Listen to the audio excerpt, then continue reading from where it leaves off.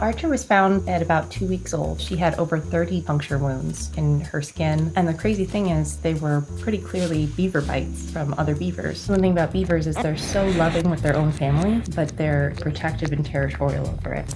We believe that Archer was washed out of her own territory and into another beaver's lodge and area. What I imagine is that she continually looked for help from these other beavers. She probably went up to each individual many times over the course of a couple days, and it was just a heartbreaking story.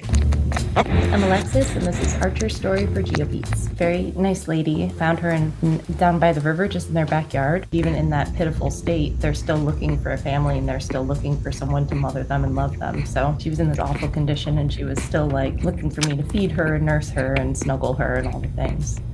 So I spent a lot of time with her, and when I wasn't with her, she'd have like a beaver stuffed animal with a little heartbeat sound inside it. Because we were able to introduce her to Quiver, I relinquished my role as the person who needs to cuddle her, and now she gets to cuddle with Quiver, which will be a lot better for her release to the wild.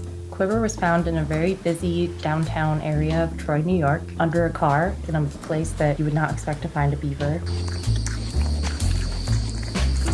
For Archer, I think it was the moment that she saw me trying to groom Quiver and realized, oh, that's also, that must also be my baby, and she's my baby, so he must be okay. They snuggle together, and they do spend a significant amount of time together, but you can very clearly see that they're two different beavers.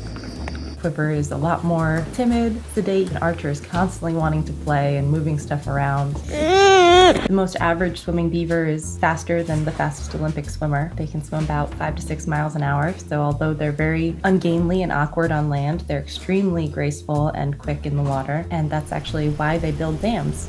So by building a dam, they raise the water level around them, and they can create channels and pathways out to the trees that they want to cut down and eat. And they're so smart that they'll use those pathways and canals to float the food and logs and dam and trees back to their dam and back to their lodge. So the beaver lodge is a super complex structure. It's one of the most complicated houses that any mammal builds, and it's usually surrounded by water with an underwater entrance. It maintains a pretty comfortable temperature all year round, and it can house 5 to 10 beavers in this lodge. People think they live in the dam, but they don't live on the dams they build. They live in these beautiful houses that's where they raise their kids and have their family.